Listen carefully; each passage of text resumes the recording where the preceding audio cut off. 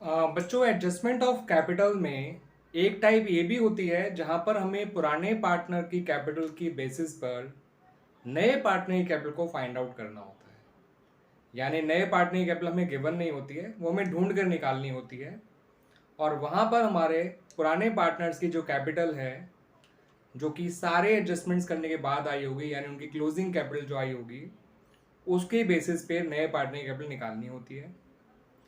तो इस क्वेश्चन की लैंग्वेज कुछ इस तरह से लिखी होती है कि new partner has to bring proportionate capital, या फिर लिखा होगा new partner has to bring capital equal to his share in the total capital of the new firm.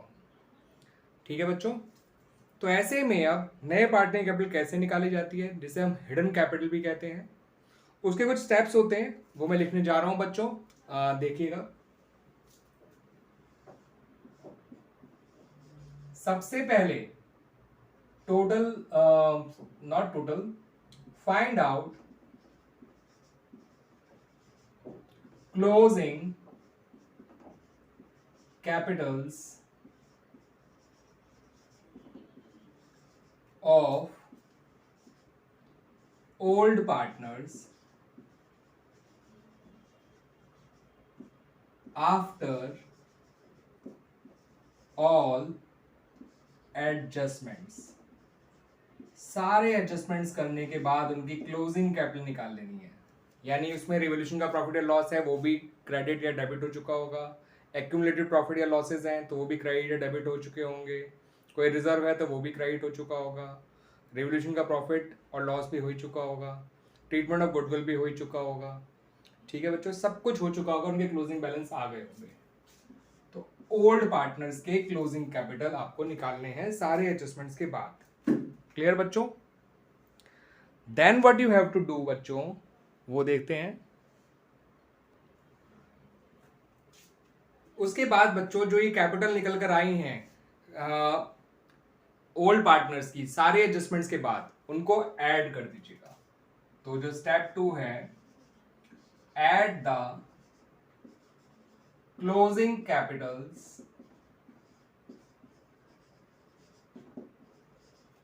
Of old partners. ठीक है बच्चों, तो पहले closing capital of old partner निकाल ली सारी एडजस्टमेंट्स के बाद, अगले स्टेप में उनको ऐड कर दीजिएगा। ये कहलाता है कंबाइंड कैपिटल्स। क्या कहलाता है बच्चों? Combined capital of old partners after all adjustments.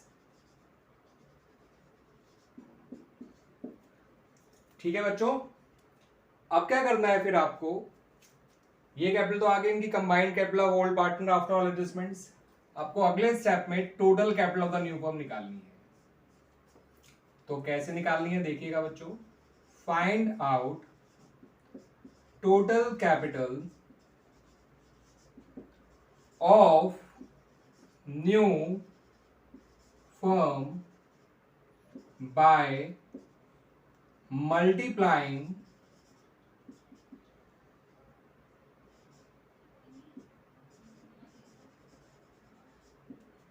the combined capitals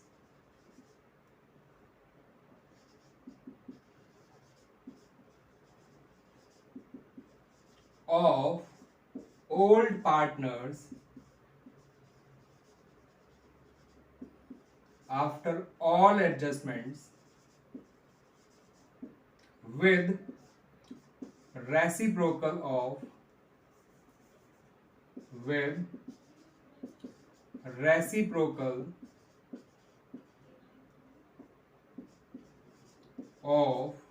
remaining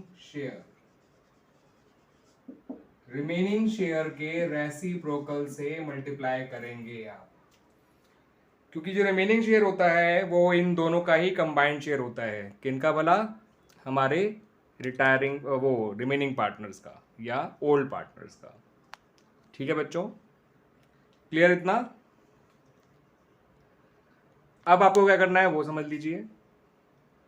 आपने सबसे पहले क्लोजिंग कैपिटल निकाल ली थी ओल्ड पार्टनर्स की आफ्टर ऑल एडजस्टमेंट्स और उनको ऐड कर लिया था सेकंड स्टेप में। अब थर्ड स्टेप में आपने उनकी हेल्प से total capital of the new firm निकाल ली है। और जब एक बार total capital of new firm आपको मिल गई है तो आपके लिए जो है न्यू पार्टनर कैपिटल निकालना कोई बड़ी बात नहीं है। तो आपका जो लास्ट स्टेप है that is step 4, find new partners capital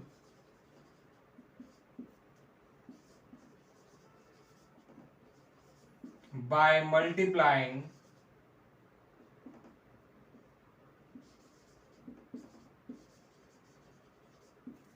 total capital of new firm जो आपने स्टेप 3 से निकाली थी with his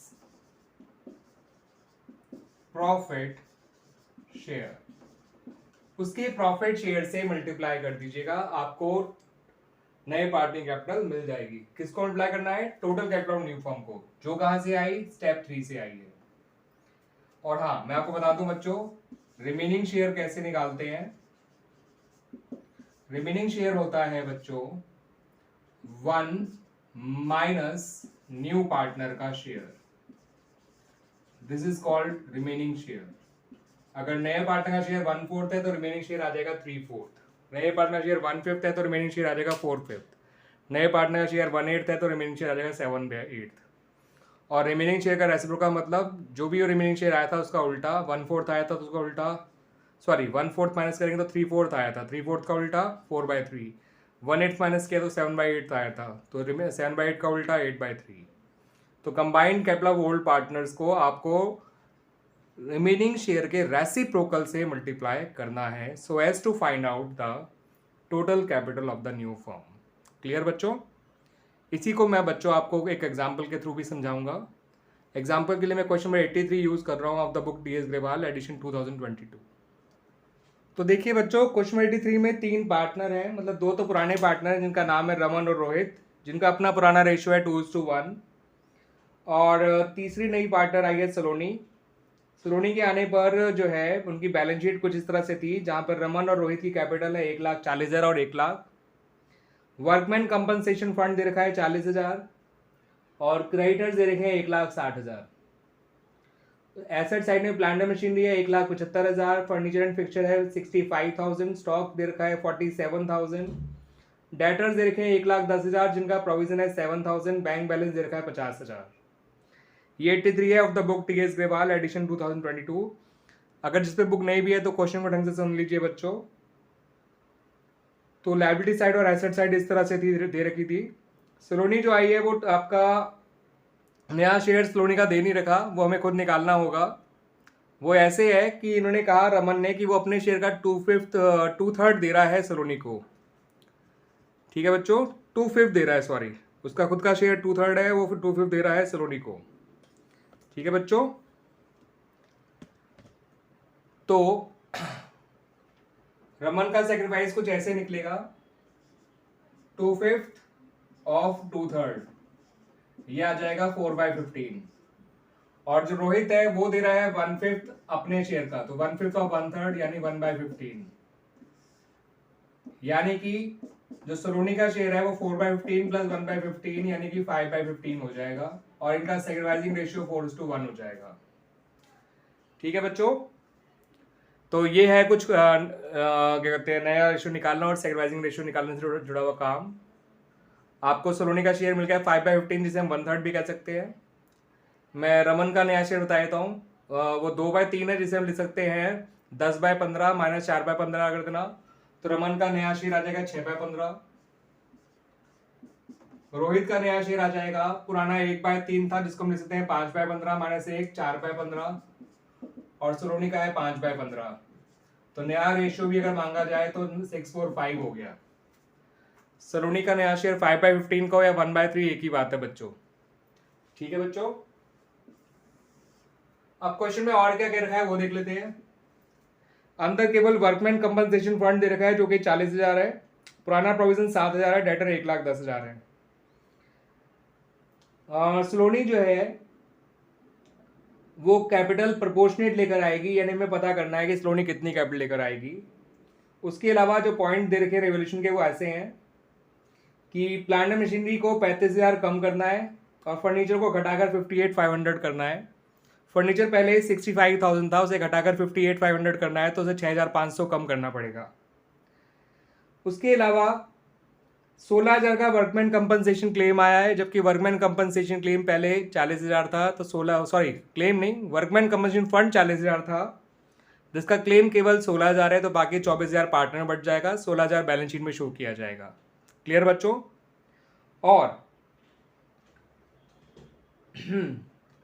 क्रेडिटर के अंदर ऐसा अमाउंट है जो कि 2500 जो हमें नहीं देना पड़ेगा, ये बात फायदे की है। और डेटर का जो प्रोविजन है वो 3,000 रुपये बढ़ाना है। तो प्रोविजन ऑफ बैड डेट्स पहले 7,000 था, 3,000 और बढ़ाना है, तो बढ़कर 10,000 हो जाएगा, यानी 3,000 का और नुकसान हो गया। तो रिवोल्यूशन का नुकसान है, फिलहाल बिना रिवोल्यूशन अकाउंट बनाए आपको बता देता हूँ बच्चों। आपको 35,000 का नुकसान हुआ उसमें what do you call plant and machinery में, 6,500 का नुकसान हुआ फर्नीचर एंड फिक्सचर में, तो ये हो गया 41,500। 3,000 का प्रोविजन की वजह से नुकसान हुआ तो 44,500, और 2,500 का फायदा हुआ क्रेडिटर की वजह से, तो आपका ओवरऑल फायदा 42,000 ओवरऑल नुकसान 42,000 आ गया, जो ओवरऑल नुकसान हुआ। ये रिवोल्यूशन लॉस है बच्चों, ठीक है। पार्टनर्स कैपिटल अकाउंट बनाओगे तो बार सीजीओबी को बहुत ध्यान रखना बच्चों, बार सीजीओबी, इससे पार्टनर्स कैपिटल अकाउंट एक बार में बन जाता है विदाउट एनी डिफिकल्टी। बी होता है opening balance by balance brought down, जो इनकी कैपिटल लिखी जाएगी, जो कि है 1,40,000 और 1,00,000।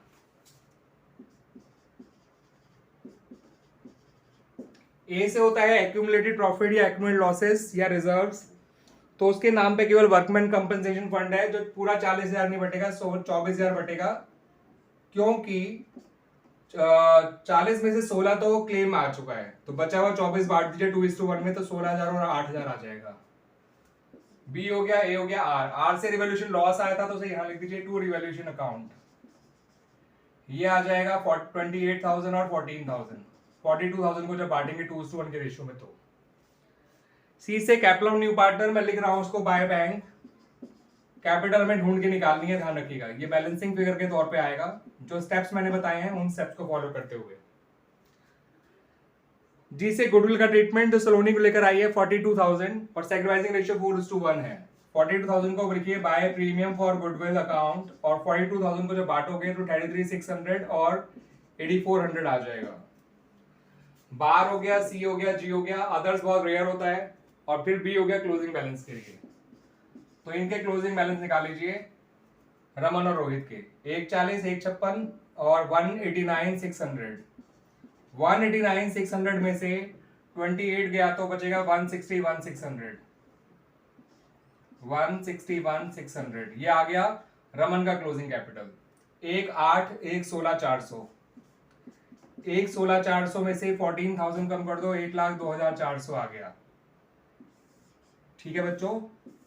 तो इन दोनों की क्लोजिंग कैपिटल आ गई, यानी हमारा फर्स्ट स्टेप तो हो गया। पहला स्टेप यही था, you have to find out the closing capital of remaining partners after all adjustments. तो हमने निकाल ली इनकी कैपिटल, ये हमारा पहला स्टेप हो गया बच्चों। अब दूसरा तीसरा स्टेप है, दूसरा तीसरा चौथा स्टेप कैसे फॉलो करेंगे आइए देखते हैं। सेकंड स्टेप में मैंने आप लोगों से कहा था you have to find out, you have to add their closing capital, तो इनके क्लोजिंग कैपिटल को ऐड कर दीजिए। तो ये आए थे 161,600 प्लस 102,400, ये आया 2,64,000। ये कहलाएगा combined capital of old partners, ठीक है बच्चों। आफ्टर ऑल एडजस्टमेंट भी लिख दीजिएगा, ये आ गई। ये स्टेप 2 कंप्लीट हो गया। स्टेप 1 यही कंप्लीट हो गया था जब ये क्लोजिंग बैलेंस आए थे। स्टेप 2 इनको जोड़ने वाला काम, स्टेप 3 टोटल कैपिटल निकालने का काम। तो 2,64,000 into reciprocal of remaining share, their combined capital into reciprocal of remaining share. तो नए पार्टनर शेयर 1/3 है, रिमेनिंग शेयर हो जाएगा 2/3, और 2/3 का उल्टा 3/2, ये आ जाएगा 3,96,000। स्टेप 3 भी complete, this is the total capital of new firm. अब स्टेप 4 तो एक फॉर्मेलिटी है, total capital of new firm को सलोनी के शेयर से मल्टीप्लाई कर दो, जो 5/15 या 1/3 एक ही बात है, ये आ जाएगा 1,32,000। अब ये 1,32,000 दो जगह आएगा, एक तो बाय बैंक करके सलोनी के यहाँ लिख दीजिएगा और बैलेंस कैरी डाउन में भी 1,32,000 लिख दीजिएगा। इस तरह से बच्चों ये देखिए कैपिटल एडजस्टमेंट हो गई इस तरह की टाइप्स की। आपको पहले सारा काम नॉर्मल करते रहना है और क्लोजिंग कैपिटल निकाल लेना है ऑफ द ओल्ड पार्टनर्स। वो स्टेप 1 होगा। स्टेप 2 उनको ऐड कर लीजिएगा, वो कहलाएगी combined capital of remaining old partners after all adjustments. फिर कंबाइंड कैपिटल को रिमेनिंग शेयर के रेसिपल से मल्टीप्लाई करके टोटल कैपिटल आ गई, और टोटल कैपिटल को सिर्फ नए पार्टनर के शेयर से मल्टीप्लाई कर दिया, नए पार्टनर कैपिटल आ गई। और इस तरह से हमारा क्वेश्चन कंप्लीट हो गया बच्चों। एंड आई होप आपको अच्छी तरह समझ आई होगी ये वाली टाइप भी। थैंक यू बच्चों।